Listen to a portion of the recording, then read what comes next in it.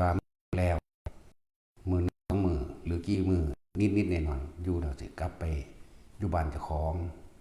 หรือไปตามที่เจ้าของคิดไว้ว่าเจ้าของจะไปนี่ก็คิดผิดเด้อปวดขม่าแล้วหรือได้ปีหนึ่งได้พรรษาหนึ่งสิออกไปจังสินี่ก็คิดผิดนั่นแหละเป็นนั่นคือให้ศึกษาอริยวินัยในพระวินัยนั้นเพิ่นบัญญัติว่าจังใด5 พรรษาสืบขอนิสัยหรือถือนิสัยไปก่อนถึง5 พรรษาจึงไปได้พ้นนิสัยถึงกันนั้นถ้าเพิ่นบ่อนุญาตก็บ่อาจสามารถไปได้เด้คืออย่าฝืนคำผู้ครูบาอาจารย์อันนั้นเป็นเรื่องการพิจารณาวิจารณญาณของเพิ่นต่างหากอันนี้เป็นเรื่องของเพิ่นต่างหากได้แต่ว่าโดยพระวินัยบัญญัติ5 พรรษาจึงไปอยู่ที่อื่นได้จึงจะพ้นนิสัยแต่ก็เข้าใจว่าตัวเองบ่มีความผิดอยากว่าเฮ็ดผิดหยังนั่นว่าก็ผิดวินัยนั่นเด้สิเฮ็ดผิดหยังนั่นแหละ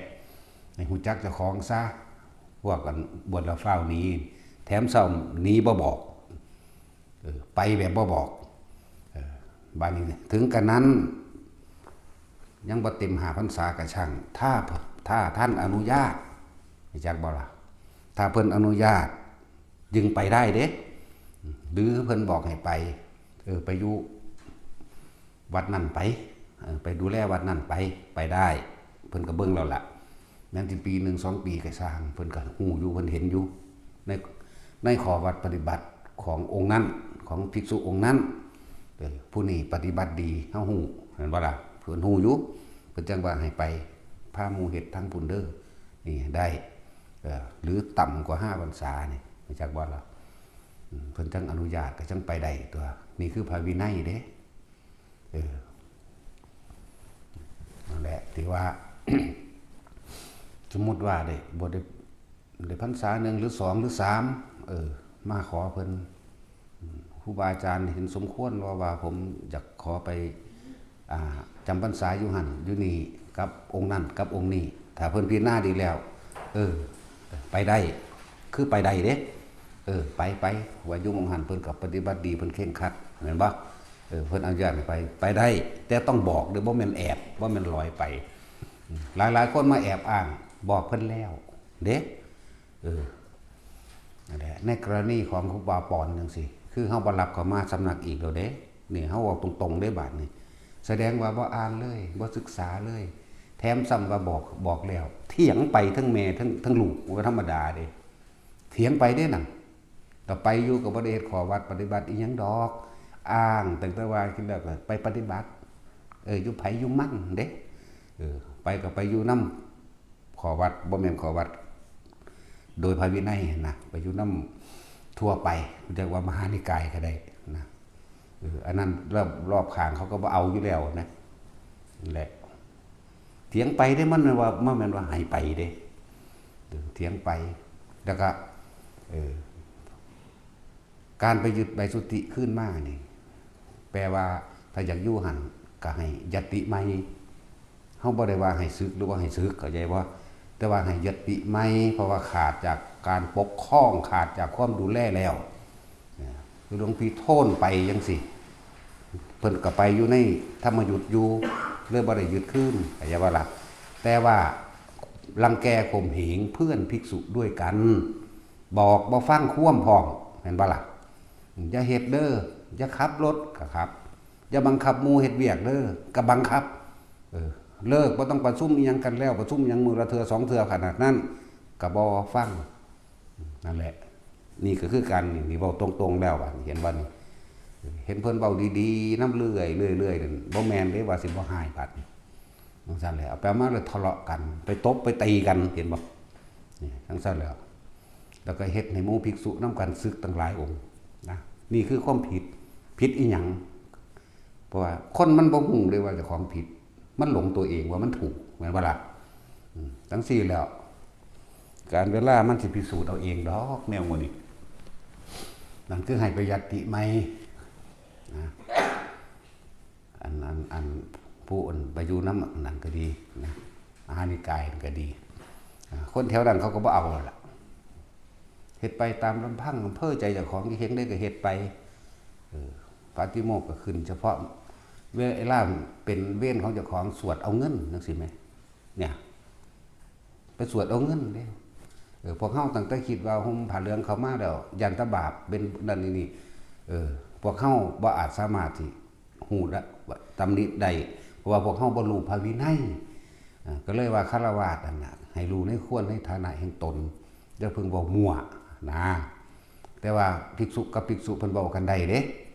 อันพรรษาน้อยหรือหลายก็สร้างมันเกี่ยวกันอีกแต่ว่าเอาพระวินัยเว้ากันนะนั่นแหละผู้ที่แอบไปเลยจังซี่แต่ว่ามาตัวได้บัดนี้นั่นบอกมันสินั่นบ่มันสิบริสุทธิ์อีหยังนั่นแม่นบ่ล่ะว่าบอกหลวงพ่อแล้วว่าเด้บ่บอกจังเม็ดแอบไปเลยหลายคนอยู่จังจื้อบ่ได้แล้วล่ะแต่สิมาอ้างได้มาจากไสมาจากหลวงพ่อมันนบตัดเข่งโอ้ยดีๆมาตั้งแต่มันแอบไปเด้อรู้จักบ่ล่ะ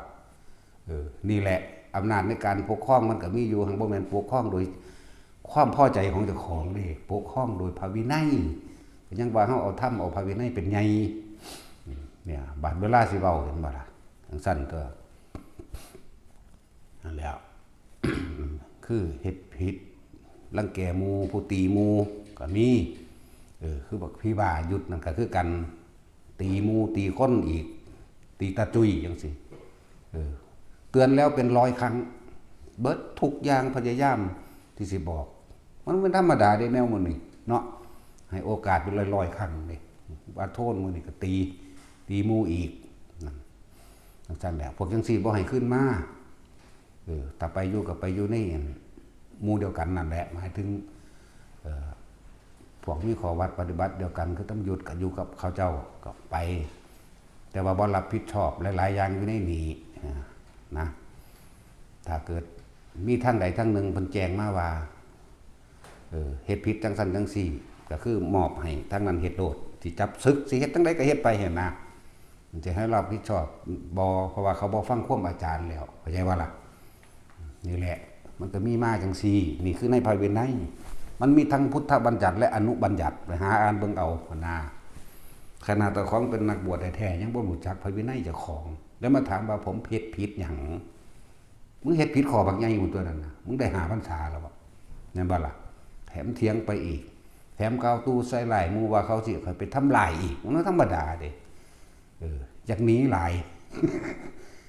ก็เอาว่าเขาผู้นั้นสิแอบรอบขาเพิ่นจังซี่นั่นแล้วอยากเฮ็ดไปได้ก็เฮ็ดขนาดเฮาบอกเฮาเตือนอยู่ตลอดเด้นั่นแล้วก็เลยต้องเตือนไว้ว่าไผถ้าอยากเข้ามาบวชในที่นี้ถ้าบวชธรรมดาสู้ว่าผมขอพรรษาเดียวนึงดอกจังซี่หรือบวชชื่อพวกก่อนไปทหารจังซี่นะหรือพวกมีงานอยู่เว้าเจตจำนงมาว่าจังซี่ซั่นเฮาก็สิบ่เฮ็ดใบสุทธิให้เป็นหยังคือให้ใบสุทธิเร็วแท้เพราะว่าทางโลกก็คือเวลาเฮาเดินทางไปหันไปนี่เขาก็ต้องตรวจสอบ2เวลาเข้าโรงพยาบาลมันจังบ่ได้แล่นไปให้อุปชฌาย์เส้นแน่เจ้าอาวาสเส้นแน่รับรองนะไปปุ๊บก็คือมันเต็มอยู่ในหันแล้วก็จดเอาในหันนะนี่3คือเฮาให้ไปธุดงค์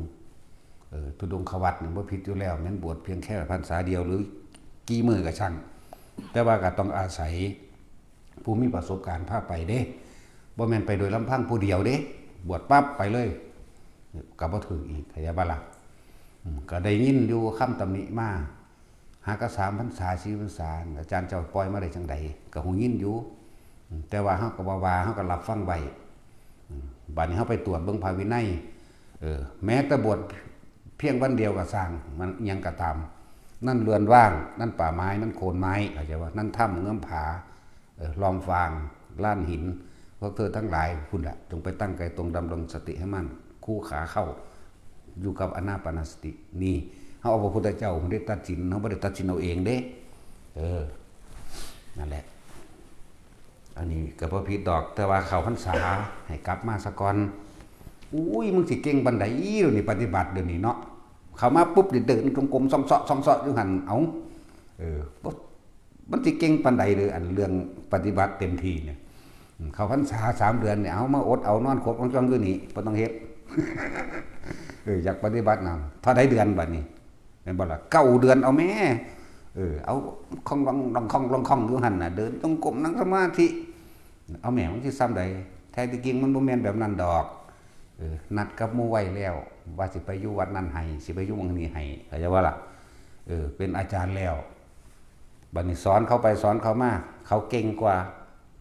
แก้เขาบ่ได้หนีเขาก็มีนั่นแหละหนีเขาก็มีหาความผิดเจ้าของบ่พอได้บางที่ไปบ่รอดผมผิดมึงได้ว่าเด้ก็ผิดมึงนี่แหละ1ไปโดยบ่ได้บอกกล่าวบางที่ผู้ไปนี่ไปอยู่กับเขาเจ้าก็ไปอยู่บ่แม่นขอวัดเดียวกันพร้อมเวลาหนีมาก็หนีมาเลยบ่บอกเขาเจ้าเด้ตามธรรมดาแล้วถ้าสิว่าผู้เพิ่นฝึกหัดปฏิบัติกรรมฐานตามพระวินัยจริงๆในอาคันตุกวัดเนาะคือองค์อื่นๆมาหาเฮานี่เฮาดิดูแลเป็นรุดดังว่าแขนขาอวัยวะเดียวกันกับเฮาเด้เฮาสิเป็นห่วงเป็นใยเฮาสิกุดมีนั่นมีนี่บ่มื้อนี้เพิ่นมาแบบนี้เพิ่นป่วยบ่ถ้าบ่เห็นลงมาสันหรือบิณฑบาตเพิ่นป่วยนี่นำเบิ่งกันจัดสถานที่ให้กันเหมือนกันกับผู้บวชในสำนักเข้าใจว่าล่ะมันจะมาจากทางอื่นก็ตาม มาทางอื่นเราก็บ่รู้ล่ะว่าครูบาอาจารย์เขาเจ้าอนุญาตให้มาบ่หรือเขาเจ้าพ้นนิสัยไปแล้วมาอันนี้เป็นอิสระอยู่หรือบางที่ก็มีหลายๆอย่างคือว่านั่นแหละมันเป็นของละเอียดอยู่อันนี้หากก็ได้พรรษาหนึ่งแต่ว่าขอครูบาอาจารย์มาผมสิไปอยู่หันอยู่นี่ครูบาอาจารย์เห็นว่าจังไดสมมุติว่ามาจากที่อื่นสิไปอยู่น้ำตัดเข่งหลวงพ่อมนกจังซี่จังซี่นั่นคือเพิ่นอนุญาตจังซั่นถ้าเพิ่นว่าโอ้ยอย่าไปก็อย่าไปตัวเจ้าของยังอยู่ในปกครองของเพิ่นอยู่มั้ยเนาะเกิดจังขึ้นเขาจะบ่รับผิดชอบให้เด้ว่าเป็นนั่นเป็นนี่มาเขาจะบ่ไปรับรองให้อย่าคิดว่ามันสิบ่เป็นบาดมันเป็นก็มีเนาะบาดเขาหาเรื่องใส่เด้แม่นบ่ล่ะบ่มีความผิดแต่เขาหาเรื่องใส่ก็มีนั่นแหละเพิ่นจึงบอกว่าไปทางใดให้บอกบอกเพื่อนภิกษุด้วยกันคือว่าเวลาเข้าในกลางบ้านนี่ไปในกลางบ้านต้องบอกเพื่อนภิกษุด้วยกันเด้เดี๋ยวผมสิเข้าไปญาติไปหาญาติเวลานี้เด้อนะบอกแล้วผู้นี้ก็รับทราบบัดนี้ในระหว่างทางมีคนฆ่ากันตายไว้แล้วผู้นี้ออกไปเวลา20:00 นเวลา 1:00 นแต่จริงๆเขาฆ่ากันตายไปแล้วก่อนหน้านั้นเขาฆ่ากันตายไปแล้วตั้งแต่6:00 นแรงเขาฆ่าไว้แล้วผู้นี้ 1:00 นไปเห็นพอดีเขากำลังไปหาเขาก็กล่าวตัวว่าภิกษุองค์นี้ฆ่าคนตายเขาจะว่าล่ะบาดนี้มันดีหม่องใดนี่ภิกษุองค์นี้ที่บอกกล่าวกันไว้เนี่ยรับรองให้ได้ว่าเพิ่นหาก็ออกไปเมื่อกี้นี่นึงเด้แต่ว่าศพนั้นตายนั่นนานแล้วจังซี่แม่นี่เด้มันบ่ว่าสิเฮ็ดเลื่อนๆลอยๆเด้ที่เฮาปกครองอยู่นี่บ่แม่นเฮ็ดไปเล่นๆแบบนั้นบ่แม่นคิดว่าอยากไปยังไดก็ไปเด้นะบ่ล่ะบางที่เขาป่นกันมาเขาหนีบ่วิทย์นี่เรื่องกับใครขึ้นกันในสมัยตะกี้ทรัพย์สมบัติก็ห่อใส่ผ้าเนาะเขาป่นกันมานี่เขาหนีทางการบ่วิทย์เขาก็เอาไปซ่อนไว้ในเงาไม้นั่นภิกษุอันนี้เดินทางไปล่ะเขาป่นกันกลางคืนภิกษุอันนี้สันแล้วนี่ไปโดยไม่ได้บอกเขาจะบอกไม่ได้บอกเพื่อนภิกษุด้วยกันไม่ได้บอกผู้อยู่ในอาวาสเดียวกันไว้เขาป่นกันมาตะกลางคืนคนนี้บ่วิทย์6:00 นก็ทิ่มทางนี้2:00 นเช้าไปนั่งเช้าเมื่อยอยู่หันพอดีเข้าใจว่าล่ะไปนั่งเช้าเมื่อยอยู่หันพอดีบางหอดเขาก็จับทุบตีเอาไปทำโทษเลยเด้เพราะว่ายังบ่บอกมันบ่มีพยานให้ยังเงาหลาย อย่าอวดเก่งหลายว่าแต่ของรู้นั่นน่ะมันอวดดีอวดเก่งมันบ่ได้ศึกษาได้ดอกนี่แม่นบ่ล่ะบัดนี้โดยทางการเขาสืบกันแล้วโดนปล้นตอนเวลา 18:00 นบัดนี้เอาตอนเวลา 18:00 น ได้ติดตามผู้ร้ายมานี่ขโมยขโจรมานี่จนถึงนี่ละหายไประหว่างทางนี่เวลาเท่านี้พอดีภิกษุอันนี้ไปบอกหมู่นี่อยากไปนั่งอยู่หันพอดีเขาก็เห็นแล้วก็ทุบตีเอาเลยตัวเจ้าบ่ล่ะแนวนี้ก็มีนี่เพิ่นให้เนยยะบ่แม่นว่าอยากไปเลยก็ไปบัดนี้สิไปก้าวอ่างไผเอาผมว่าเขาจับไปสอบสวนนี่เจ้าออกไปโดยบ่ได้บอกภิกษุที่ร่วมอาวาสเดียวกันหรือบ่ได้บอกอาจารย์นั่นบ่ไปฮอดโหก็บ่จักแล้วจักมันไปปล้นอีหลีก็แม่นก็บ่ฮู้เด้แม่นว่าตัดสินฟังดีๆเด้อพวกเจ้าว่าของเล่นบ่ก็บ่ฮู้แล้วบ่บอกไผแม่ถ้าเฮาบ่รับรู้แล้วบัดนี้เจ้าจำนวนต่อหลักฐานจนนั่งเฝ้ากองเงินเขาอยู่หั่นเขาจับไปเลยได้บัดนี้ปิดคดีนี่จักว่า อันนี้เป็นของความจริงมันอันนี้บ่ได้ยกตัวอย่างโดยคิดเอาเองเด้อยู่ในพระวินัยเด้อยู่ในพระวินัยไปอ่านเบิ่งแน่คือเรื่องฆ่าคนตายนี่เขาเข้าใจว่าเขาฆ่าเลยเด้บัดนี้เขาประหารเลยเด้บ่มีผู้รับรองให้เนาะนั่นเดี๋ยวก็ทั้งสั้นด้วยเขาก็เอาไปประหารรถเด้ถ้ารับรองไว้เดี๋ยวผมมีพยานอยู่เห็นบ่ล่ะผู้ใดเป็นพยานเขาก็นำมาหาพยานโอ้ยเพิ่นออกไปเมื่อกี้นี่แต่เขาสืบใส่กันแล้วว่าเสียงเอกอักโวยวายกันในบ้านฆ่ากันหรือว่านี่ผู้นี้ไปพอดีนี่เขาฆ่ากันแต่เวลานี่ผู้นี้หาก็ไปเห็นพอดีเลือดก็แห้งแล้วทว่านี่ผู้นี้หาก็ออกไปกับเขาคำนวณเวลาใส่แล้ว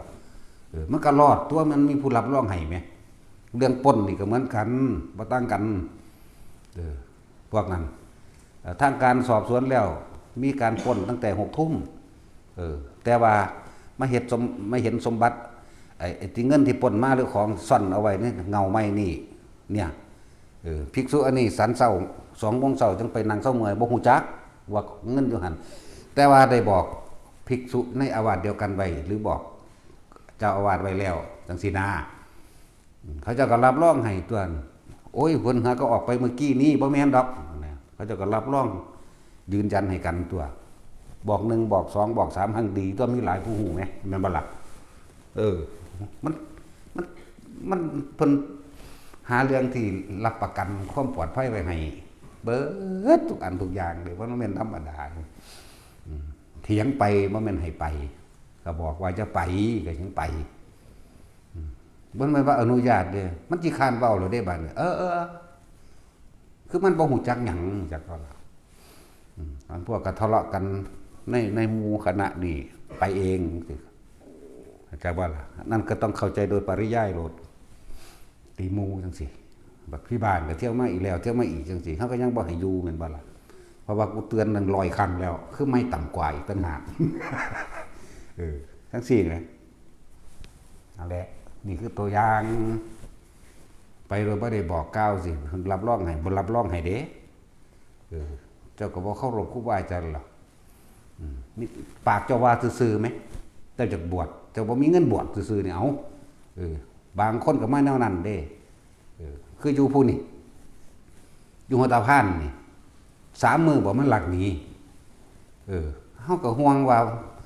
ป่วยบ่หรือถูกสัตว์พิษกัดเข้าใจบ่ล่ะเจ็บไข้ได้ป่วยบ่หรือว่าเป็นหยังมีโรคประจำตัวบ่หรือถูกสัตว์มีพิษกัดหรือถูกทำลายเฮาก็นำตัวเอาไปหาเบิ่งให้สูงไปจังได๋บ่เห็นไปบิณฑบาตมื้อ2 มื้อแล้วเด้ไปเบิ่งมิตรโทรหาบ่รับโทรหาบ่รับเรื่อยๆนำไปฮอดเฮือนพุ่นพ่อแม่ก็ดูเห็นเป็นใจไปนํกันเลยเป็นบ่ปากบ่เว้าเป็นตกเป็นอะไปแล้วก็แล้วไปนั่นโอ้ยอยากให้ญาติให้พี่น้องมาได้ทำบุญนำก็เลยอยากให้เพิ่นอยู่นี่ล่ะพุ่นไปอยู่นำมหานิกายบ่ซั่นแล้วข้อวัดปฏิบัติมีติดกระดุมเม็ดแรกพิษแล้วเม็ดต่อไปก็พิษนำกันปึ๊ดจักบ่ล่ะอันนั้นแล้วเดี๋ยวจังว่ามันสะสมมาได้หลายก่อนจังสิเว้าก็รอกะแลว่าหันเว้าดอกนี่มันหลายแล้วอีกผู้นึงก็ว่า ผมฟังความไผเลยผมเจ้าคณะจังหวัดอำเภอคือว่าองค์นั้นองค์นี้ผุนอ่างองค์ใหญ่ๆมาผมก็ยังเถียงเออเพิ่นว่าเพิ่นรู้เบิดแล้วธรรมะนะผมเฝ้าจะไปสวดมนต์คำปีว่าซั่นแม่งบักอรหันต์ไงไปสวดมนต์คำปีบวชมื้อเดียวไปเลยก็มีจื้อซื่อก็บ่ได้นั่นแล้วจึงบอกไว้ว่ามันก็บ่แม่นเรื่องเบารู้ๆปานใดดอกแนวนี่เพราะว่ามันบ่ค่อยมีแต่ว่ามันสะสมไปหลายๆซะก่อนผู้ใดสิมาบวชนี่ก็ฟังนี่แหละถ้ากะว่าสิบวชโดนอยู่หรืออิหยังก็หาพรรษาก่อนจังไปหรือเพิ่นเบิ่งแล้วบ่เป็นตาไปก็บ่ไปนี่คือหลวงตาซ่านี่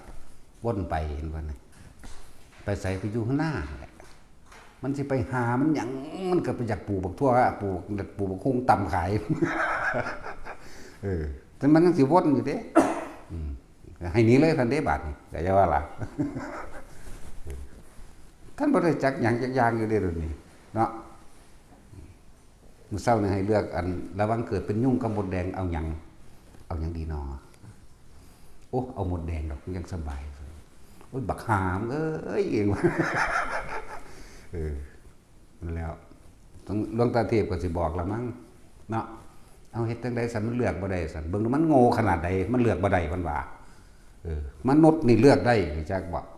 อุ้ยมันบ่มีสมองคักคือหยังนี่ได้อยู่นี่เห็นบ่นี่นาแลนี่บักฮานี่แล้วลูกศิษย์หลวงตาลักหำเฮียนน้ำกันไปรักษาพวกหำเป็นโรคเลื่อนเบิดพวกนี้ผีขี้เกียมหลอกอันนี้อยากว่าพวกยันผีขี้เกียมพวกนี้โอ้ยไปรักษาหำเฮียนน้ำกันอีกสมองก็เฮียนโอ้ยบ่มีสมองครับเอาหยังดีนอมดแดงกับยุ่งเอามดแดงดอกคนด่าขั้นโง่ขนาดนั้นเด้เฮ็ดจังไดมันเลือกบ่ได้ซั่นโอ้ยขนาดนั้นแล้วจะเลือกได้ก็เลือกตอนนี้ต่อฝึกเอาเองตอนนี้ต่อแม่นบ่ซั่นคนเฮามันเลือกได้แม้กระทั่งการเกิดหังบ่แม่นเลือกเอาแบบปุ๊บปั๊บคือความคิดเจ้าของเจ้าอยากเป็นพระพุทธเจ้าเจ้าเลือกความเป็นพระเจ้าเจ้าก็ไปศึกษาความเป็นพระพุทธเจ้าว่าเพิ่นเฮ็ดจังไดบารมี30เฮ็ดแบบใดบำเพ็ญแบบใดเลือกที่จะเป็นก็จะว่านี่ก็ฝึกหัดตามนั้นเลือกอยากเป็นสาวกเลือกเป็นปัจเจกเลือกอยากเป็นอีหยังเจ้าก็สร้างบุญบารมีไปตามนั้นตัวแม่นบ่ล่ะเลือกได้บ่ล่ะบาดนี่ยอมรับถึงบักฮานี่ก็เลือกเอาตัวบาดนี่เถียงโดเลยถ้าเว้ากันถึงดาหรือว่าเว้ากันถึงดาเป็นตัวสร้างอย่างนี้เลยถ้าว่าอยากเป็นหยังก็อยู่กับลมหายใจนิพพานมันก็เป็นหนทางของมันคือลมหายใจนั่นแหละแล้วเห็นทุกข์เห็นโทษทั้งการเกิดนั่นนี่ไปก็วานตัวเลือกได้ว่าละบาทโอ้ยเลือกเอายุ่งหรือเลือกเอาหมดแดงก็ยุ่งบ่หรือหมดแดงเอาปวกเบ้ยยังปึกเก่าๆอีกบักฮามเลือกเอาปวกเบิ่งดูมันโง่ขนาดนั้นแล้วเป็นตาได้บุญอยู่บ่เฮาน้ำปวกโอ้ยแต่กันแล้วหลวงตาเทพบอกเราละมั้งหลวงตาเทพบอกมันนี่เด้อถามหลวงตาเทพพร้อมเด้ระหว่างหมดกับปวกเลือกเอาหยังตาเทพไม่เอาอะไรสักบอกมันแน่นมันคิดพอเราบ่รู้ปานนี่หรืออีก3 เดือนข้างหน้ากูจังสิคิดพอโอ้ยใครกลัวเอาบ่เอาหยังเลยซั่นอีก3 เดือนข้างหน้าตอนนี้จังวันคิดพออยู่อยากน้ำปูบักคุ้งอยากแล้วสิไปตามบักคุ้งขายคู่กันใช่ล่ะท่านใช่ล่ะทักใดล่ะมีไส้ไก่ย่างครับไก่ย่างวิเชียรมาแล้วอร่อยสู้กับแพ็คคู่กันด้วยเพราะแต่รถเมย์มากคนหนึ่งกับแลนขึ้นรถไก่ย่างดึงลูกค้าเขาทั้งอีกกับฟานมังคุ้งถาโอ้ยมันสมองเอ้ยเดี๋ยวทั้งว่าบอกผู้ใดอยากถ้าว่ามาบวชตรงนี้ก็พิจารณาดีๆเลือกเอา เลือกครูบาอาจารย์ดีๆเด้อ อาจารย์บ่เลือกหรอกแต่ว่าอาจารย์ก็คือเอาอย่างเอาพระวินัยคนเด้เป็นใหญ่อยากว่าเราบ่ได้เอาเจ้าของเด้ส่วนรองลงมาเป็นความเห็นก็อีกเรื่องนึงเข้าใจว่าล่ะคือว่านี่5พรรษาแล้วผมอยากมาเรียนปรึกษาอาจารย์ที่เห็นสมควรบ่ว่าจังซั่นจังซี่ก็ว่าไปมันบ่ล่ะแต่เพิ่นว่าดีๆนี่ให้ไปเพิ่นก็ส่งเสริมสนับสนุนให้มีทุนมีร้อนให้ตัวเป็นว่าล่ะแต่เพิ่นว่าโอ้ยบ่แม่นดอกบ่ต้องไปดอกก็จะไปถ้าฝืนไปบ่ถิ่มเลยเด้ บ่ได้รับผิดชอบได้บาดนี่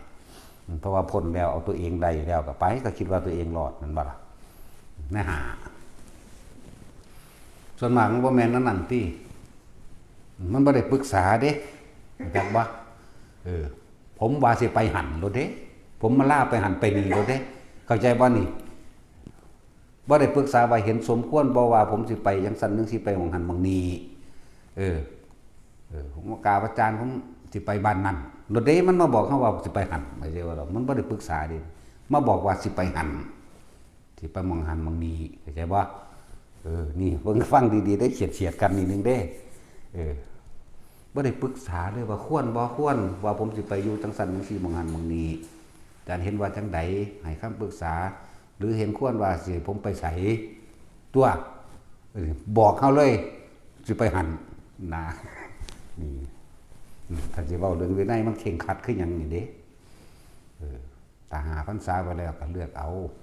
สิไปไสมาไสแม่นบ่หากะสร้างบ่นี่เพิ่นเบิ่งอยู่เด้อันนี้เป็นส่วนพิจารณาญาณของเพิ่นเข้าใจบ่ล่ะคือให้หลวงพี่โพเมนไปเป็นเจ้าอาวาสแม่นบ่ซั่นความรู้ทางปริยัติเพิ่นก็นักธรรมเอกจบสูงกว่าเฮาอีกเนาะเฮาบ่จบนักธรรมหยัง นักธรรมเอกเพิ่นก็ได้เพิ่นเคยบวชในอันทางมหานิกายมาก่อนก็ตั้ง3 ถึง 4 ปีบ่ล่ะแล้วก็มาบวกอยู่นี่ก็เป็น6ล่ะเพราะเฮาก็บ่ได้แยกแต่ว่าเฮาเบิ่งในพิจารณาอยู่เพราะว่าเฮ็ดแต่ว่าปฏิบัติข้อวัดเดียวกันอยู่แตกต่างกันบ่มากนะเฮาเห็นสมควรแล้วให้มันพี่โกเมนไปเนี่ยเวลาเขาเทศแสดงธรรมเขาก็เทศได้เพราะว่าอย่างเขาก็มีปริยัติอยู่เขาก็จบนักธรรมอยู่พ่อดึงขอคิดขออัดขอธรรมหันหมู่นี้แล้วก็การฝึกหัดปฏิบัติเขาก็เข่งขัดอยู่เขาเข่งอยู่เด้นั่นแล้วมันก็เบิ่งสีผิวพรรณยังรอๆเด้มันพี่โกเมนทางบ่ทอเฮาดอกเนาะ ไว้ลูกสิซ้ำพรจังได๋เด้อดิ แล้วก็เบิ่งออร่าเขาออกนั่นเป็นหยังเนาะถึงสั้นตัวมันมีในหันแหละมันภาษาโลกว่าราศีมั่งออร่ามั่งมันบ่ล่ะนั่นเดียวจังสั้นผิวพรรณเขาเจ้าก็ผ่องใสจิตใจเขาเพราะว่าจิตใจเขาเจ้าล่าเริงเบิกบานเขาเจ้าก็ตื่นดูในถ้ำดูความจริงแล้วหลายอย่างอยู่ที่เขาเจ้าผ่านพ้นมานั่นน่ะจักว่าล่ะจังสั้นให้ไปเห็นบ่นี่บวกของเก่าของใหม่มันก็3มันก็เป็น6พุ่นจักว่าล่ะ ของเรามันจะติใหม่นึงเว้ยแต่ก็เบิ่งเก่าๆที่เพิ่นเฮ็ดมาก็ดีอยู่เข้าใจบ่ล่ะบ่ได้อยากปลุกเสกเลขยันบ่ได้อยากเฮ็ดพญานาคกับไผบ่ได้ไปเป่ามนต์คาถาหยังกับไผบ่ได้ไปดูดวงดูหมอหาเลิกแต่งงานบ่ได้ไปเจิมรถเจิมเฮือนให้ไผบ่ได้อยากไปปลุกสร้างเหรียญอีหยังเด้บางพวกก็จอเข้ามาว่า 2-3 ปีไปเฮ็ดเหรียญล่ะ เฮ็ดมาอีหยังแนวจังซั่นเนาะแล้วก็อ้างเข้าข้างเจ้าของเด้เนาะว่าเพื่องานนั้นว่าเพื่องานนี้ระวังเด้อสุตายเร็วเด้ สุจะเฮ็ดหลายอายุมันสั่นเด้เนาะสิเอาตัวจริงหรือสิเอาตัวปลอมคนมันเป็นบ้าเนาะอยากได้ของปลอมรูปเหรียญรูปเหมือนรูปนั่นรูปนี่นะอยากว่าล่ะรุ่นนั้นรุ่นนี้ว่าเด้นั่นแหละสุจะพาอยากให้ครูบาอาจารย์เสียดหลายเขาสิตายปะสูงเร็วๆเนาะสั่นละเว้ยครั้งแถวบ้านนี่อันเอาไปเฮ็ดรูปเหรียญไว้ปั้นรูปปั้นไว้นั่นคือบ่เอาคนมันเว้ากันได้ไหมเนาะจนตัวจะหาเฮ็ดหลายบ่ขังแบบตายคือเก่า นั่นแหละพูดถึงว่าเด้อคนที่มาบวชนี่ก็ฟังระเบียบเอาไว้ระเบียบนี่บ่ได้จัดเองเด้พระวินัยบ่ซั่นนี่อ่านอริยวินัยบ่พากันศึกษาเบิ่งเด้ออ่านเบิ่งแสดงว่าบ่อ่านตัวต้องเป็นไปจังซั่นได้อาทิตย์นึงหนีเลยลักหนีแอบหนีบ่บอกอีกต่างหากหนีไปสกลก็ลักหนีได้บ่ได้บอกเขาได้นั่นน่ะซ้ำนั่นก็โกหกแล้วอย่าคิดว่าความชั่วอย่างอื่นเขาจะไม่ทำเขาจะบ้าล่ะแค่นั้นก็ไม่มีสัจจะแล้วนั่นแหละคนบ่มีสัจจะจะคิดว่าที่สำเร็จนี่ก็คืออันนี้นี่ละพวกนี้ละนี่แหละอย่างบ้านนี่อย่างหัวตะพานนี่อันนี้ยังหลักเลยสันติ3 มือหรือ4 มือบุ๊ธรรมดาบ่คิดว่าสิสำเร็จอย่างต่อไปอย่างสันแต่วินัยขอแรกกับว่าไรล่ะเนาะสันตัวนะหลายอย่างอยู่ดอกมันจื้อว่าไรก็มีเด้มือเดียวหนีเลยก็มีเฝ้าไปน้ำมูก็มีเด้มี2นั่นแหละพ่อคุณดูผู้หนึ่งมูฝ่ามูถาเอาอยู่หันมูเอารถล่อถาเอาอยู่หันออกมาเราไปเลยไหมโอ้ยจังว่ามันอธิษฐานผ่าใส่บ่บุเฮ็ดเป็นบ่บุเนาะภาษาเขาเอิ้นพินทุนะมันรู้จักพินทุผ่าบ่บุนั่นว่าซั่นพวกเขาเอิ้นว่าอธิษฐานใส่เขาชาวพวกนั้นเขาเอิ้นพินทุนะเฮ็ดเป็นซั่นบ่บุนั่นซั่นแล้วเรื่องอ้อยก็สิขังโดดเด้ฟังพวกจะไปหาเขียนปลุกเสกเลขยันจะเขียนยันอันนั้นยันอันนี้แล้วโอ้ยยันหีแม่มึงบอกที่ไปกันยังมันตายเบิดผู้ใดก็เลยเนาะนั่นแล้วมีพูดถึงว่าเด้อคนที่สิมาบวชนี่ปี1หรือ2 ปีก็บอกก็ได้บ่ล่ะหรือ3 เดือนหรือ15 มื้อ20 มื้อใดทั้งนั้นก็บอกเวลาเก็บไข้ได้ป่วยมาเพิ่นก็ดูแลเด้มันอาจาริยวัดมันก็มีต่างหากจากว่าอาคันตุกะวัดมันก็มีคือเฮาดูแลผู้เขาเจ้ามาขออยู่นำจังซี่เฮาก็เบิ่งปานที่บวชนำเฮาเด้เป็นคือลูกเฮานี่เด้มันธรรมดาเด้ความเป็นห่วงนั่นน่ะเอาคือบ่เห็นบิณฑบาต2 มื้อแล้วไปหาเบิ่งก็ถามเบิ่งโอ้เพิ่นป่วยหายาให้กันหรือยังหาแล้วอันนั้นนี่ถ้ามันบ่เศร้าพาไปหาหมอมันธรรมดาอยู่ว่าแม่นว่าเฮ็ดเล่นๆเด้นั่นน่ะถึงว่าเลือกเอาเด้อลูกศิษย์มีเลือกอาจารย์ได้แต่อาจารย์บ่เลือกดอกแต่ว่าอาจารย์ใหญ่จริงๆคือพระธรรมและวินัยพุ่นเด้บ่แม่นอันนี้เด้อันนี้แล้วจะวิจารณญาณในนี้ตตีกันก็ให้หนีแล้วเนาะสั่นแล้วผู้ใดตีหมู่รังแกหมู่จังซี่ก็ให้หนีบ่ให้ขึ้นมาแบบนั้นก็ดี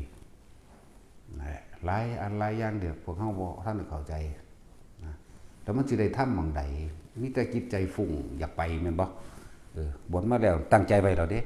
ในขณะที่บวชก็จะยังบ่ได้ตรงข้องคำบวชเด้แม่นบ่ซั่นผู้อื่นคิดไว้สิไปพุ่นหมู่กูถ่าอยู่ไสน้อเด้เพื่อมันคิดไว้แล้วเด้ในสุดท้ายก็อยู่บ่ได้คือสึกไปบักไล่ๆนั่นเดี๋ยวจักมื้อผู้อื่นไปอยู่นำเขาบาทก็บ่เอาไปแน่ซะมันก็จบหลักแม่นบ่เอาไปมาเลยได้สึกเห็นบ่มันสิฮ้อนใหม่เข้ามาในตนเองเด้ในความรู้สึกสิใหม่เข้ามาหาตนเองเด้อยู่นี่บ่แม่นหม่องเฮ็ดเล่นเด้เอาจริงๆเด้อยู่ยากได้บ้าก็มีเด้รู้จักบ่ล่ะเป็นบ้าเลยก็มีแล้วก็ออกไปก็นั่นแหละคือว่ามันบ่ได้กำไรมันขาดทุนพร้อมเพราะว่ามันเฮ็ดผิดแล้วก็ไปเพื่อที่หลายอย่างตัวสิเว้าเรื่องภายวินัยทั้งเบิดมันเว้าบ่ได้ทั้งเบิดชื่อบ่ได้ทั้งเบิด 2,250 ข้อนี่ก็เป็นศีลอย่างนี้ของหนึ่งของเธอนี่ว่าข้อนึงนี่มันก็มี 1.1.2.3 นี่เปรียบเทียบมีเหตุให้เกิดจึงเป็นอาบัตินี่ด้วยเนื่องเกี่ยวเนื่องกับอาบัตินี่มีเหตุให้เกิดเด้มันบ่แม่นอยู่ซื่อแล้วมีโทษอะไรมันมีโทษพร้อมเด้บัดนี้เจ้าบ่แสดงนั่นบ่ล่ะมีเหตุให้เกิด 1.1 1.2 เพราะว่า1นั้นหลายอย่างคือหยังนี่ความละเอียดละอออยู่ในหันแต่จะเอากันจริงๆเด้แต่ซ้ำใดซ้ำหนึ่งถ้ามัน เอาจัก3 เดือน4 เดือนทีก็รักษาความคิดเจ้าของไว้อยู่กับลมหายใจโลดเนาะแต่ก็บ่แน่เด้บางคนว่าสิเอา3 เดือนยาวเลยก็มีบัดนี้จังซั่นแล้วครูบาดงมันบ่ได้ว่ามันสิมาบวชจักเม็ดเด้อล่ะสิใส่มึงบวชหรือมันก็บวชโลดมันก็ว่ามันสิเอาจักน้อยมึงสิหนีแล้วเด้มันเท่าอยู่เท่าเดียวนี้เด้ล่ะมันได้3ได้4ไปแล้วบ่เนาะเดี๋ยวหลายพรรษาแล้วเด้มันบ่ปากบ่เว้ากับไผได้บัดนี้แม้กระทั่งนำเฮาเองมันเป็นหยังคือบ่เว้ามันรักษาความคิดบ่ให้หนีออกจากลมหายใจหน้าลมมันถามมันก็บ่เว้ามันแม่นตาเบิ่งซื่อแล่นน้ำถามมันแล่นหนีซ้ำนี่กูมักจังซี่จักว่าล่ะบ่ยุ่งก็ไปนะถึงเวลาขอวัดถึงเวลาบินบาทบินล้างบาทเสร็จสับเรียบร้อยแล้วเขาท่านจงกรมกุดอ่านหนังสือมั่งฟังมั่งเดินจงกรมมั่งนั่งมั่งอย่าคิดได้ว่าเขาบ่ไปแอบเบิ่งเรียกว่าล่ะบ่เห็นนั่นเดินต้องเฉาะอยู่เบิดมื้อเบิดคืนบ่มีแต่ตุกติกตุกลุกตุกติกป๋องปังปิ้งอยู่หั่นล่ะได้บ้านหาแมงบ่แนวนั้นแม่นบ่จักนังซั่นเถอะคิดว่าสิตัวเฮาได้บุเดี๋ยวหลวงพี่ดงบ่เป็นซั่นเด้นั่นแหละเดินท่องเสาะอยู่เด้ไปจังได๋ก็เห็นเฮาก็ดีก็ก็เห็นล่ะบัดนั่งก็นั่งบัดเดินก็เดินอยู่หั่นบัดอ่านก็อ่านเด้ก็เอาเก้าอี้มานั่งอ่านหนังสือข้างนอกเฮาก็ส่องเบิ่งนึงอ่านหนังสือเมื่อยนั่งไปเดินทั้งสั่นเด้เมื่อยนั่งอ่านหนังสือนี่เห็นบ่ไปเดินแล้วเพิ่นก็เฮ็ดโต๊ะนั่งสมาธิเพิ่นอยู่นั่นมันไปไสวะก็ว่าโอ้อยู่ในมุมอีกมุมนึงแน่บ่เว้าจักบ่ล่ะทั้งสั่นแล้วเขารักษาใจเขารักษาใจตัวเดียวนั่นแหละนั่นจังแม่นคนปฏิบัติที่โกเมนมื้อนี้นั่นล่ะจังซั่นเฮาให้ไปแต่จังซั่นไล่ไปทุดงมันยังบ่อยากไปไล่มันไปทางอื่นมันให้ตัวมันจะได้ดีอันพวกบ้าๆนี่ว่านี่โอ้ยอยากไปแห้งไปหันไปนี่ไปมองหันไปนี่แล้วก็อยากเทศหาแม่มึงบอกมันบ่ทันได้ถึงเวลากันเลยเนาะก็จ่อเข้าไปอยากเปิดเทศเอาเองโลดหามึงนี่แต่คนก็ยังเอาตัวเองบ่รอดกับท้องยังบ่ฮู้อยู่อยากเทศล่ะอยากบอกเขาล่ะและหลายอย่างอยู่ทุกอย่างก็ต้องอาศัยเวลาแน่อีกอย่างหนึ่งก็คือว่าผู้เป็นตาให้เทศมันทันบ่เทศเนาะอันผู้บ่ให้เทศนี่มันคืออยากแสดงแท้จนป่วงไปทั่วทีบแล้วอีกผู้นึงจักมันตายหรือยังบ่ว่ากันนั่นก็เลยสึกว่าหยุดคือกันนั่นแหละยาวๆนั่นเนาะไม่ตั้งแต่อีหยังมันก็เลยผู้นั้นบอกไปรับสรีระสังขารผู้นี้ให้บอกไปรับอันพระบรมสารีริกธาตุแต่ละมือจดไว้บัดนี้เป็นทองเป็นกรให้เฮาฟังเลยอย่าปากมันบ่แม่นบ่ได้ฟังเด้ออาจารย์บ่ฮู้คือผมว่าซั่นจักอยู่ไสเด้อหรือมันตายเด้อบุนั่นก็คือว่าหยุดคือกันเนาะตัวจากบ้าพ่อพันกันเราว่านั่นก็เลยมันนั่งบ่ตีไผแล้วมันหลายอยู่เด้มันปวงไปหอดใส่แล้วปุ๊บนั่นก็เลยสิไปรับ 2,000 ไร่ทั้งเลยปุ๊บปีนี้บ่เห็นไว้ปีนี้ บ่เห็นเนาะปีนี้เนาะปีกายนี่หรือร่วมกับปีนี้วันเห็นแต่ว่าปีนั้นมาอยู่เนาะมาเอาใบสุทธิเลยเนาะเพราะว่าเฮาบ่ให้เด้อไปกุมเขาให้กุมเขาเฮ็ดไถตั้งง่ายเขาทางนี้เป็นไฟปกครองสั่งแล้วใส่กันนี่ธรรมดาว่ะโอ้ยมันมีเรื่องหลายอย่างก็ได้พวกเจ้าพวกเขาว่าหัวก็พวกเจ้าอยู่ในนี่แต่ละคนนี่ตะตันหาเด้รู้จักบ่พระนำกันก็พอแห้งเลยมาแล้วเราอยู่เบิดมือโลดว่าเป็นธรรมดาเด้อันเป็นนางเว้าอยู่หั่นก็พอแห้งมันก็พวกนี้ก็พอแห้งเลยแก้ปัญหาพวกนี้ก็เลย แก้ตัณหานั่นแหละแต่มาเทศอยู่นี่ก็พอแห้งอีกแล้วนี่ตั้งสั้นแล้วอะไรหลายอย่างอยู่ดอกที่พวกเข้าบรูมีเหตุอะไรยังว่าให้ฟังเหตุเพราะว่ายังกระสะสมมันหลายมันหามันหกว่ะที่บ่งจักคำว่าผมผิดหยังเฮ็ดแนวนี้นะก็ผิดพระวินัยว่าสิไปผิดหยังมึงพวกนี้ออกไปจะว่าท่านพ่อหาพรรษาแถมซ้ำเจ้าเถียงหนีพร้อมแถมซ้ำว่าธรรมะนี่กูรู้เบิดแล้วอีกต่างหากเสือกไปเปิดเพจเทศเอาเองอีกขนาดคนผู้อื่นเพิ่นเขาก็เตือนได้จะพึ่งจากแสดงหลายเขาเจ้าก็เบิ่งหูอยู่ไหมเบิ่งนี่มันคนบ่เต็มบ่พอเราได้ดีแล้วนะอยู่ซื่อก็ขึ้นโอ้ยฝุ่นเบากับเทวดาพุ่นทั้ง4บอกกับเทวดานี่เด้ธรรมดาบ่ก็บ่ว่าดอกตำนั้นตาคู่เตือนก็เศร้าก็ฟังนี่เลยเนาะนั่นสั่นตัวนั่นแหละสำหรับคนที่ว่าสิตั้งใจมาบวชนี่สิบวชตลอดเลยจังซี่ล่ะคือทำใจเอาไว้ซะใน5 พรรษาจังอยากถ้าอยากไปจังไปที่จริงมันบ่ได้อยากไปมันยังมีเหตุให้ไปเด้ผู้บ่อยากไปมีเหตุให้ไปเด้มันทั้งทำมันจัดสรรของมันเองมันเป็นของมันเองหลวงพี่โกเมนจังซี่เราบ่ได้อยากไปเป็นอยู่หั่นหยังอยู่หั่นเลยเพราะมันได้ไปนั่งได้เป็นซั่นแล้วมันก็คุ้มหลวงพี่ดงเทศน์ตำแหน่งสิมันก็บ่เทศจักเสือบักหานก็เลยให้พรปวงอยู่เทื่อนึงฟังเบิ่งหัวว่าซั่นบัดสิเว้าขึ้นมันคือปวงกันเนาะบาดนี้เนาะแต่ก็ถึงแล้วล่ะนั่นแหละมันเบาทำไมเว้ย5 ปีแล้วมั้งมันเบาๆคิดเอาเด้อผู้ใดสิมาบวชอยู่นี่นะถ้ากล้าว่าสิบวชนานๆบัดนี้ก็สิว่าก็สิเบิ่งตามเหตุผลมันแหละเหตุในปัจจุบันแหละแต่ว่าอยู่โดนจะไปทุดงก็จังว่าให้จังเฮ็ดให้เด้บ่พรรษาก็บ่เฮ็ดให้หรอกบัดนี้นะเวลาป่วยก็อดเอาอย่าเพิ่งป่วย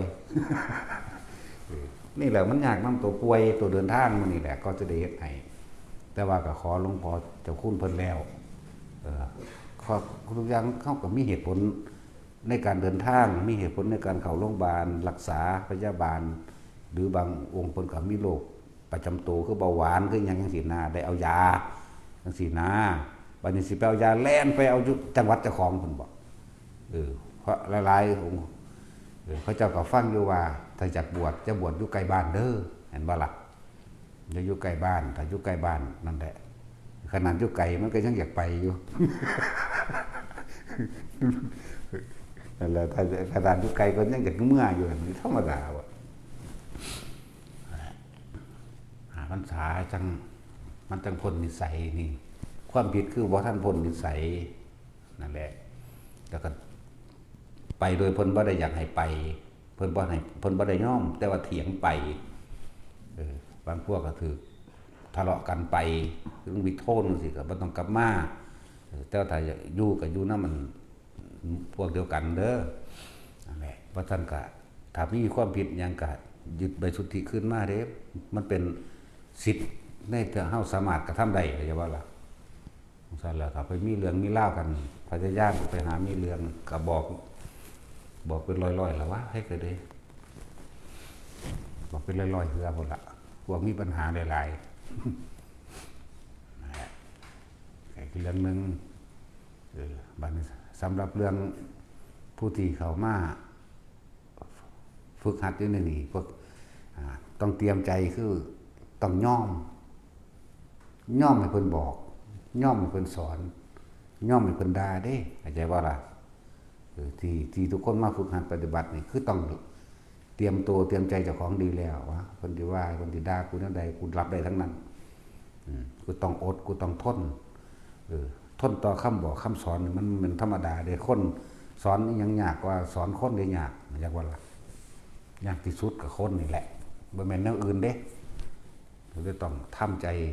เตรียมตัวมาแนวใดกูต้องเอาจากว่าในเมื่อตัวเองต้องการพ้นทุกข์ แล้วก็ความรู้ทั้งหลายที่มีมามันสิบอกความจริงตอนที่เฮาประสบเองเข้าใจว่าความรู้ต่างๆที่เฮามีมานี่คือเฮาอ่านพระไตรปิฎกมาจดจำได้ฟังครูบาอาจารย์องค์นั้นองค์นั้นสำนักนั้นสำนักนี้เอาไว้ซะก่อนอยากว่าล่ะไปณสถานที่แห่งใดครูบาอาจารย์ใดหลักสูตรใดให้เรียนรู้แจ้งกับสถานที่นั้นๆจะไปฝืนจะไปขัดเฮาสิบ่ได้ทำเฮาสิบ่ได้ความจริงของเฮาเองให้มันรู้แจ้งแตกฉานบรรทุวิชาหรือไปหยังเนาะอย่าเพิ่งไปขัดไปงานกับเพิ่นเวลาเพิ่นสอนเวลาเพิ่นเนี่ยเฮ็ดน้ำเพิ่นเลยไปสำนักใดก็สร้างเฮ็ดน้ำเพิ่นจนให้มันรู้แจ้งแตกฉานในตนเองนั่นแหละเป็นจึงบอกว่าสัญญาหรือความรู้จำเอาไว้ก่อนเหมือนกับเฮานี่เริ่มต้นใหม่นะเริ่มต้นใหม่คือคนบ่รู้จักหยังนั่นแหละเรียกว่าปัจจุบันคือการเริ่มต้นใหม่อันนั้นคือยังอยู่ในอดีตปรุงแต่งอดีตไปอนาคตโดดข้ามปัจจุบันเบิด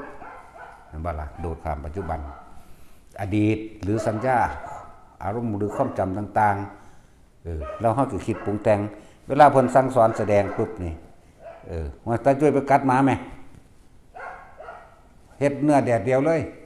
ถ้าหมาดำมันแซ่บก้อยเฮาบ่พอกันกินเด้อนี่หลายเป็นร้อยอรวดบ่ซั่นก็ขาตืมในจักซี่ขาโตเนาะตาสินแล้วกินหมาเด้เดี๋ยวให้ทำใจยอมรับอย่าพึ่งขัดอย่าพึ่งขืนความรู้ต่างๆที่เรามีไว้สั่งสมไว้อันเป็นความรู้จำบัดนี้เมื่อประสบพบเจอกับเหตุการณ์จริงของตนเองความรู้จำทั้งหลายเหล่านั้นมันสิคลี่คลายปัญหาความสงสัยความของข้าให้เฮาเองนั่นแหละเดี๋ยวมันจะประมวลดึงใส่กันเองมันสิประมวลใส่กัน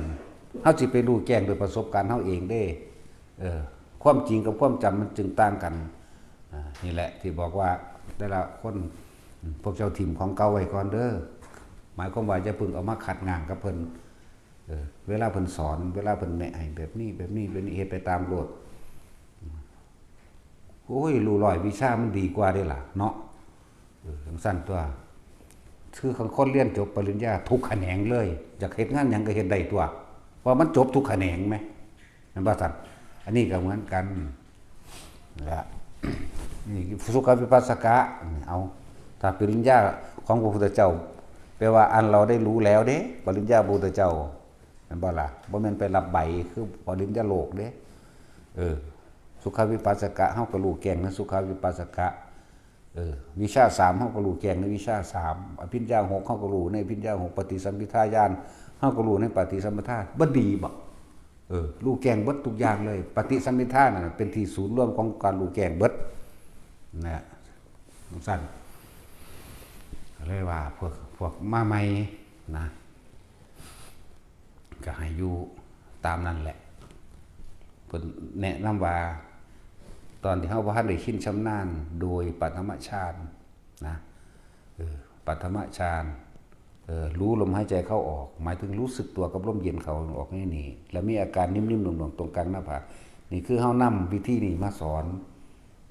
มาแนะให้เกิดจิตตั้งมั่นตั้งตรงไหนก็เว้าอยู่เรื่อยตั้งตรงกลางหน้าผากมีความรู้สึกตรงกลางหน้าผากลมหายใจกับความรู้สึกนิ่มๆตรงกลางหน้าผากตีคู่กันจนกว่าจะชินชำนาญเดินก็รู้ยืนก็รู้นั่งก็รู้หยังรู้ลมหายใจกับอุณาโลมนี่ลิงก์ใส่กันจากว่าเชื่อมต่อกันระหว่างลมหายใจกับอันนี้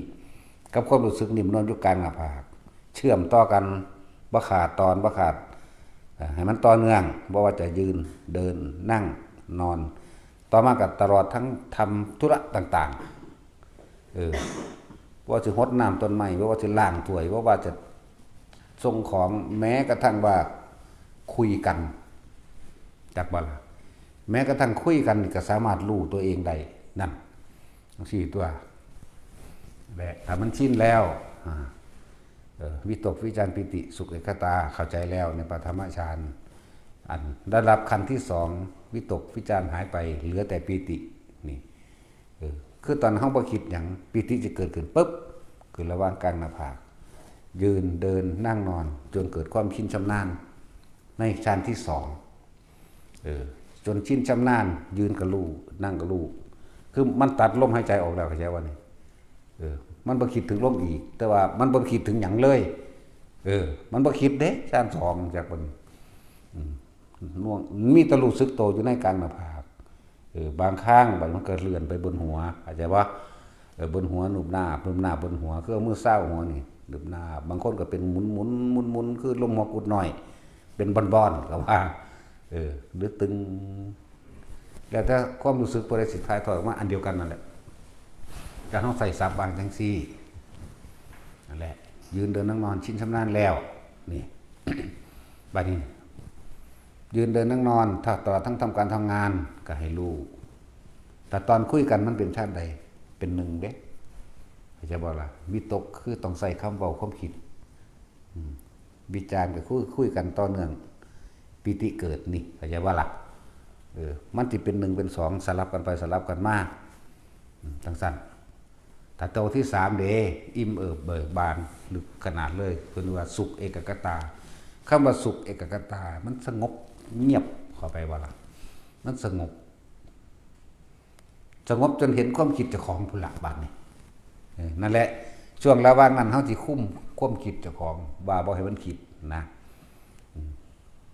พวกนี้เอา1กับ2ให้ชินก่อนเด้อพวกมาใหม่เก่าก็คือกันล่ะก็บ่ว่าอันเก่งดอกเก่าก็เลยบ่จังเพิ่นไปดีดาหีหมาหีเกี้ยวเพิ่นก็ไปอยู่เนาะเห็นว่าล่ะกันก็มีอยู่นิ่งสวงกันก็มีชิงวิ่งก็มีนั่นแล้วฝึกไปทั้งเบิดนี่ครับแล้วเฮาสิจับเงินจับส่วนจับปลายมันได้เองในตัวเฮาเองดอกแล้วสิ่งที่เฮาเรียนรู้มาเฮาจดจำมามันสิคลี่คลายกับประสบการณ์จริงๆของเฮาเองดอกเด้อแต่ว่าล่ะตัวเองเป็นเองแล้วสิ่งที่จดจำมาเรียนมามันสิดูแกล้งใส่กันเองมันสิแตกฉานใส่กันเองดอกอ๋ออันนี้คืออันนี้อันนี้คือนี่หาทรัพย์ใส่ยากก็เลยต้องไปอาศัยทรัพย์ที่เฮาไปจดจำมานั่นเองมันง่ายดีนะมันก็ง่ายของตัวแต่มันรู้แล้วไหมก็ต้องอาศัยคำเบานี่ไปสินะมันบ่แม่นของสิเว้าง่ายปานนั้นเด้การจะเอาความรู้สึกมาเป็นภาษานี่แล้วมันบ่ได้ง่ายเด้อทีนี้แต่เฮาเป็นเอาเองแล้วเฮาฮู้แล้ว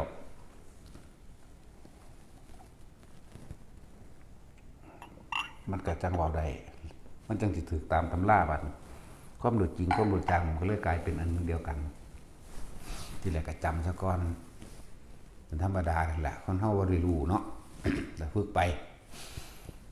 สิ่งสำคัญคือเฮาอย่าหนีออกจากกายเวทนาจิตลมหายใจนั่นแหละคือกายในกายอันหนึ่งรู้อยู่ในนี่แล้วก็บ่ต้องไปตามลมลงคอบ่ต้องตามลมลงหน้าอกหรือลิ้นปีบ่ต้องไปตามพ้องตามยุบมันดอกเรียกว่ามันหลายความคิดเรียกว่าความคิดเฮาสิไปกังวลกับลมเย็นไปหันไปนี่กับความรู้สึกเอาไปมันหลายหม่องมันหลายจุดเอาจุดเดียวเลยลมคือลมม่วนๆอยู่ในเฉพาะให้มันมาสุดแค่ระหว่างปลายคิ้วเฮานี่แหละคิ้วเฮานี่นั่นแหละเรียกว่าอุณาโลมเดี๋ยวมันสิขึ้นนวงของมันเองนิ่มๆนวงๆหนึบๆตึงๆต้นๆหย่อนๆบ้อนๆก็แล้วแต่หลายๆคนที่ใส่ซับนะครับก็เลยสิบอกมันถึงน้ำเขาน้ำนั่นแหละแค่แย่อยู่แค่นี้ถ้าความคิดของเราไม่วิ่งไปบ่เป็นคิดถึงอดีตคนเฮาคิดถึงอดีตปึ๊บที่คิดน่ะคือคิดถึงอดีตเมื่อคิดถึงอดีตแล้วอยากให้เป็นนั่นคืออนาคตอยากได้บ้านแบบนั้นนะนั่นไปจำเอาสมมุติว่าไปเห็นบ้านส่งสปูกสเปนอเมริกาเขานี่ความจำมันบันทึกไว้แล้วอันบ่สัญญาเฮ็ดจังได๋เนาะสิได้แบบนั้นนั่นไปอดีตสิได้แบบนั้นนั่นคืออนาคตคืออยากได้นั่นแหละมันเฉียดนึงเด้แต่ว่าบางจักว่าแต่ของปัจจุบันคือหยังแต่เฮารู้ความคิดแบบนั้นเฮาคิดถึงสัญญาอันนั้นเรื่องเล่านั้นคนนั้นอยากให้เป็นเด้นั่นว่าล่ะอยากได้อยากดีอยากมีอยากเป็นแบบนั้นนี่อดีตเพิ่นไปหาอนาคตคิดถึงจริงๆแล้วคิดถึงอดีตบ่มีผู้ใดคิดถึงอนาคตได้เพราะบ่ทันได้เกิดมีตั้งแต่เอาอดีต อยากให้เป็นอย่างนั้นนั่นคืออนาคตที่สิไปสั้นที่นี่แต่เฮารู้เท่าท่านแล้วว่าความคิดนี่แหละเป็นเหตุเป็นปัจจัยสัตว์ทั้งหลายเวียนว่ายแต่เกิดคิดถึงอดีตนี่แหละแล้วปรุงแต่งในระหว่างความคิดนึกปรุงแต่งอารมณ์เกิดในระหว่างนั้นอารมณ์ความรู้สึกพอใจไม่พอใจนี่คือภพเข้าใจว่าล่ะทิฏฐุปาทานศิรพัตตุปาทานอัตตวัตถุปาทานหรือกามุปาทานนี่ร่วมกันแล้วนี่คือความรู้สึกเข้าใจบ่นี่ความรู้สึกที่พอใจและไม่พอใจนี่ทิฏฐุปาทานหมายถึงคิดถึงเรื่องเก่าๆศิรพัตตุปาทานจากสิ่งที่ได้ยินได้ฟังได้รู้ได้เห็นมานี่ศิรพัตตุปาทานกามุปาทานตามความพอใจของตัวเองนี่อัตตวัตถุปาทานเกิดความรู้สึกในความยึดมั่นถือมั่นก็คืออารมณ์นั่นเองยึดในพอใจกับบ่พอใจภพได้เกิดขึ้นแล้วนี่เป็นเหตุเป็นปัจจัยให้บังเกิดภพแล้วมันต้องแยกเป็นกามภพรูปภพอรูปภพเมื่อมีภพแล้วก็มีชาติชราและมรณะต่อไปก็ไหลมาหาอวิชชาปัญญาสังขารสังขารปัญญาวิญญาณังไหลมาหมดนี่ทั้งตัวบาทนี่เป็นบ่ล่ะเพราะความไม่รู้เด้ที่ตัวเองกำลังคิดอยู่ในความอยากได้อยากดีอยากมีอยากเป็นเรื่องอื่นว่าอวิชชาความไม่รู้นั่นแหละเป็นเหตุเป็นใจให้เราคิดดีกับติดดีคิดเร็วกับติดเร็วแต่ว่าคิดเร็วบ่ติดแต่ว่ามันติดเพราะว่ามันมีดีอยากว่าปุญญาภิสังขารว่าความคิดทั้งหลายอันเป็นบุญกระชังล้วนแล้วแต่เป็นเหตุเป็นปัจจัยให้เกิดภพเกิดชาติชรามรณะคือเก่าอปุญญาภิสังขารเมื่อยึดติดกับความดีหรือติดดีติดอารมณ์ดีติดอารมณ์ความพอใจนี่ปุญญาภิสังขารเอาว่าง่ายๆว่าติดอารมณ์ความยินดีพอใจความไม่พอใจนี่อปุญญาภิสังขารแม้นไม่อยากได้มามันก็ต้องได้เพราะว่าอย่างเพราะสองสิ่งนี้เป็นของที่เนืองกันอยู่เข้าใจว่าละบาดนี่มันสิได้ดังใจตลอดที่บ่คนนึงบ่ได้มันผู้นี้ถูกใจผู้นี้บ่ถูกใจก็มีเสียไปว่าหยังในขณะคนเดียวกันนี่ผู้ใดเคยเลี้ยงลูกนี่มื้อนี้มันเฮ็ดถูกใจเห็นบ่ดีใจชั่วโมงนี้มันเฮ็ดถูกใจอีกนาทีนึงมันเฮ็ดบ่ถูกใจก็ได้นี่ปุญญาภิสังขารอปุญญาภิสังขารนั่นแหละคือความไม่รู้ในความคำว่าความเข้าใจผิดคิดว่าเด่นเนยชาภิสังขารจากบ้านนี้เพิ่นเขาเจ้าแปลไว้แค่หน้าเดียวว่ามีความเข้าใจว่าตัวเองไปเกิดในอรูปฌานหมายถึงรูปภพหรืออรูปภพเป็นที่สุดแห่งทุกข์แล้วนี่เรียกว่าความเข้าใจผิดคิดว่าแต่ว่าเขาเจ้าแปลไว้เนื่องจากเดียวในบาลีเฮามันบัดนี้ความเป็นจริงแล้วเฮาแปลให้หลายหน้าหลายเนื้อหะหลายข้อคิดคำว่าเนื้อหะแปลว่าข้อคิดความเห็นคอมเมนต์คำว่าเนื้อหะนั่นน่ะนั่นแหละเพราะว่ารู้ปุญญาภิสังขารปุญญาภิสังขารเนยชาภิสังขารเป็นเหตุเป็นปัจจัยให้มันเกิดวิญญาณความรู้สึกเข้าใจบ่แม่นผีเด้หลายคนเข้าใจว่าวิญญาณคือผีมันบ่แม่นพวกนั้นอธิสมานกายก็ว่ากายทิพย์ก็ว่าจักล่ะหรือที่เอิ้นว่าโอปาติกะอุบัติขึ้นแบบนั้นนะวิญญาณบ่แม่นผีวิญญาณแค่ความรู้สึกมันเกิดจากตาหูจมูกลิ้นกายรูปรสกลิ่นเสียงสัมผัสจึงมากก็เกิดเป็นอารมณ์ความรู้สึกนั่นแหละคำว่าอวิชชาก็เลยก็แม่นสัญญาคุ้มเบิดนั่นแหละอวิชชาจากวันและเป็นเกิดวิญญาณรับรู้แห่งความรู้สึกวิญญาณเป็นเหตุเป็นปัจจัยให้เกิดนามรูปมันหยังล่ะนามรูปก็เวทนาสังขารวิญญาณเหมือนละนามแล้วก็เกิดความรู้สึกแทนแล้วก็เกิดเป็นรูปหยังรูปกับมหาภูตสีเรื่องวันเขานามรูปเป็นเหตุเป็นปัจจัยมาเกิดอายตนะผีมันอยู่ในท้องแม่คุณจรอยากว่าล่ะบาดมันออกมาแล้วจังว่าอายตนะตาหูจมูกลิ้นกายอายตนะเป็นเหตุเป็นปัจจัยเกิดผัสสะก็คือมีอารมณ์เลยเด้ตาเห็นปุ๊บพอใจเห็นปุ๊บไม่พอใจเห็นปุ๊บยังคิดอยู่จักสิพอใจหรือบ่พอใจเฉยๆนั่นน่ะใจว่าอะไรนั่นแล้วเกิดผัสสะทั้งหูได้ยินปุ๊บหรือว่าเป็นเพลงได้ยินปุ๊บมวนเลยนั่นพอใจนั่นเลยอื่นว่าผัสสะได้ยินปุ๊บเป็นเพลงบ่ถูกใจจะเปิดแมงยังดอกนะบ่พอใจเห็นบ่นั้นส่วนมากคำว่าอุเบกขายากอยู่คำว่าอารมณ์ความรู้สึกที่เป็นอุเบกขานี่ยากคนเฮาโดดอยู่สองอย่างพอใจไม่พอใจพอใจไม่พอใจคือว่ายุคกลางๆนี่มีแต่คนฝึกสะก่อนแบบจังเป็นนั่นแหละ ผัสสะเป็นปัจจัยให้เกิดเวทนาสุขเวทนาทุกขเวทนาและอุเบกขาเวทนาส่วนมากบ่ค่อยมีสุขก็คือพอใจทุกข์ก็คือบ่พอใจนั่นแหละเวทนาเป็นปัจจัยมาเกิดตัณหาเหมือนกันความอยากตัวเพราะนั้นมันดิ้นรนคนควายมันปรารถนาความสุขความพอใจเด้มันจึงดิ้นรนไปแล้วเป็นตัณหาบ่บัดนั่นแล้วตัณหากับว่าตัณหา3ไปอีกพุ่นกามตัณหาภวตัณหาวิภวตัณหา ตัณหาจึงเป็นเหตุเป็นปัจจัยมาเกิดอุปทานความยึดมั่นถือมั่นอยากให้เป็นเด้อุปทานทิฏฐุปทานศีลพัตตุปทานกามุปทานและอัตตวัตถุปทานอุปทาน4อย่างนี่จริงๆก็คือความรู้สึกเข้าตัวเดียวนี่แหละ อุปทานในความอยากให้เป็นอยากได้อยากดีอยากมีเป็นปัจจัยมาเกิดภพอยู่สิการกระทำในกิเลสวัฏกรรมวัฏวิบากวัฏภพคือหยังกรรมภพรูปภพอรูปภพกรรมภพคือหยังแน่มีหยังแน่สวรรค์6ชั้นมนุษย์เดรัจฉานนี่แหละลงมาเรียกว่ากรรมภพทั้งหมดเรียกว่าล่ะรูปภพเดพรหมโลก16ชั้นอรูปภพเดอรูปภพ4ชั้นพรหมมี20แล้วก็ล่ะแต่ว่ามาแบ่งออกไปตามวาระจิตไปตามความละเอียดของจิตพวกเข้ากำลังฝึกอยู่เดี๋ยวนี้พรหมเบิดนั่นนี่จักบ่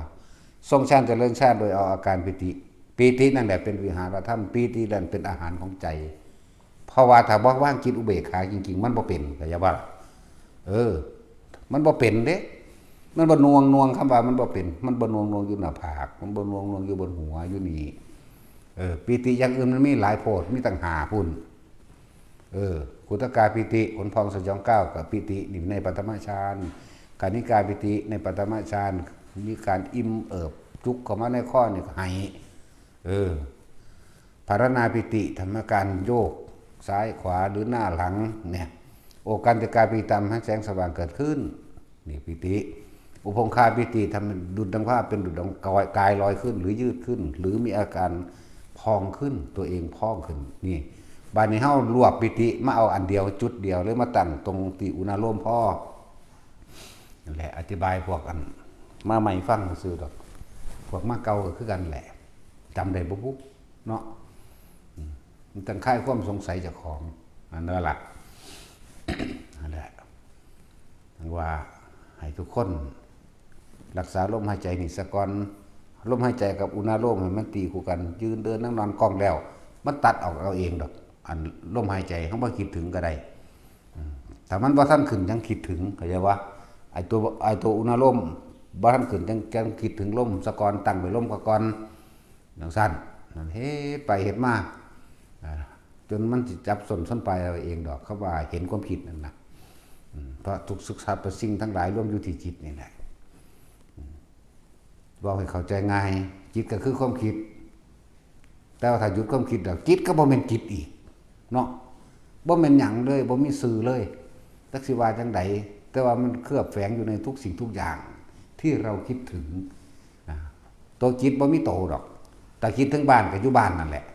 แต่คิดถึงงัวถึงควายก็อยู่น้ำงัวน้ำควายคิดถึงหมาสัตว์เลี้ยงก็อยู่น้ำสัตว์เลี้ยง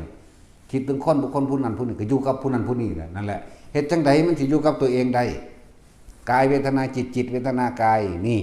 เพิ่นจึงเอาส่วนละเอียดของกายคือลมหายใจนั่นแหละคือกายในกายอันหนึ่งก็อยู่ในลมนั้นเมื่ออยู่ในกายคือลมหายใจตัวนี้บ่คิดถึงสิ่งใดเลยเวทนาในเวทนาย่อมเกิดขึ้นได้คืออุเบกขาคือความรู้สึกอันเกิดจากความไม่คิดไม่นึกจิตมันร่วมนี่คือร่วมอยู่ลมหายใจนี่แหละปิติจึงเกิดขึ้นนี่เป็นเวทนาในเวทนาคำว่าจิตในจิตคือหยังสติกำกับจิตสติกำกับความคิดสติกำกับความรู้สึกของตัวเองไม่ให้ไปอยู่มีความรู้สึกกับบุคคลผู้อื่น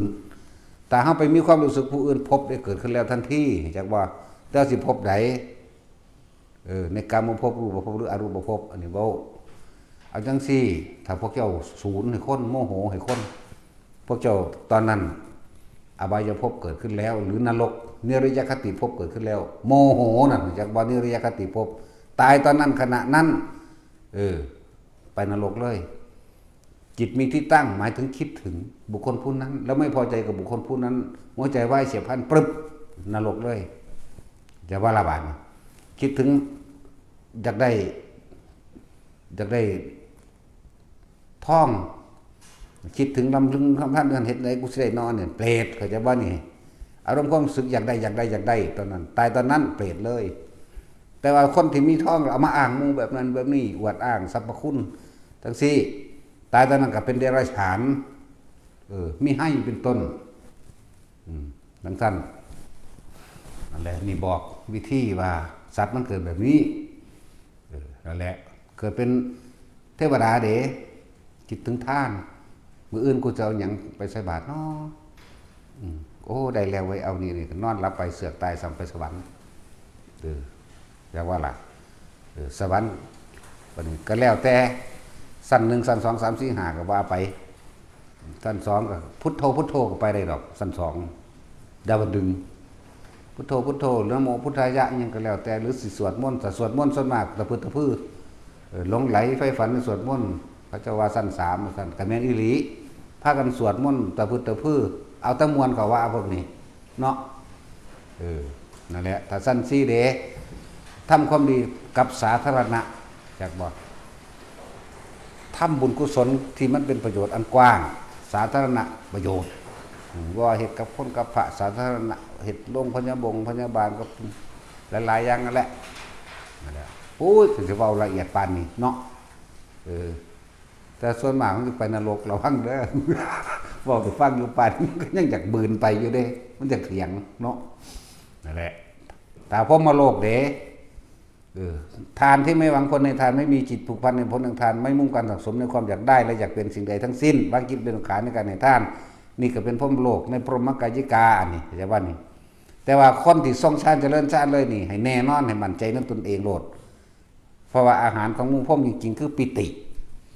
นั่นแหละอยู่กับปิติเป็นวิหารธรรมเป็นที่อยู่แห่งตนก็ว่าไปอยู่ในความรู้สึกในกายเองในกายตัวเองนั่นแหละกายเวทนาจิตเวทนากายส่วนคำว่าธรรมนั่นอาศัยการกระทบกระทั่งทั้งหลายในรูปในรสในกลิ่นในเสียงมันสิมีที่เพิ่นเว้าร่วมใหญ่เอาไว้นั่นจิตที่ถูกโลกธรรมกระทบแล้วไม่หวั่นไหวถ้าบ่หวั่นไหวเพราะว่ามันหูท่านในอนิจจังทุกขังอนัตตาแล้วล่มยอดแห่งธรรมคืออนิจจังทุกขังอนัตตานั่นแหละสุขก็รู้ทันทุกข์ก็รู้ทันเพราะเราปรารถนาสุขปรารถนาเฉพาะความพอใจแม้นทุกข์ไม่ปรารถนาก็จักได้มาเพราะมันเป็นของเนื่องกันอยู่ติดกันอยู่คำสรรเสริญและคำนินทานี่เห็นบอกคำสรรเสริญทุกคนมักย่อง มันมีอยู่บอกคนย่องเขาตลอดนั่นบ้าล่ะนั่นแล้วถ้ากระลูท่านสรรเสริญนินทาเป็นของคู่กันนี่บ่เอา หูท่านใดมาเลยเสียไปก็บ่เอาลาบยศก็บ่เอามันอยากให้กูเศร้าจนเบาโดนหลายเขาที่ข้านฟังเนาะแดะจิตที่ถูกโลกกระทำกระทบแล้วไม่หวั่นไหวเพราะรู้เท่าท่านบัตุสิ่งอย่างบ่มีความเข้าไปยึดมั่นถือมั่นเพราะทุกสิ่งทุกอย่างเป็นอนิจจังเป็นอนัตตาเอาความคิดร่างนี้ไม่ได้มองเห็นโลกนี้เป็นของว่างเปล่าเป็นสุญญตาจิตอยู่โดยลำพังโดยบ่ไปเกาะกับสิ่งใดจิตก็เลยบ่เป็นจิตสุญญตาวิโมกข์จากว่าว่างอย่างยิ่งนั่นแหละสมถะ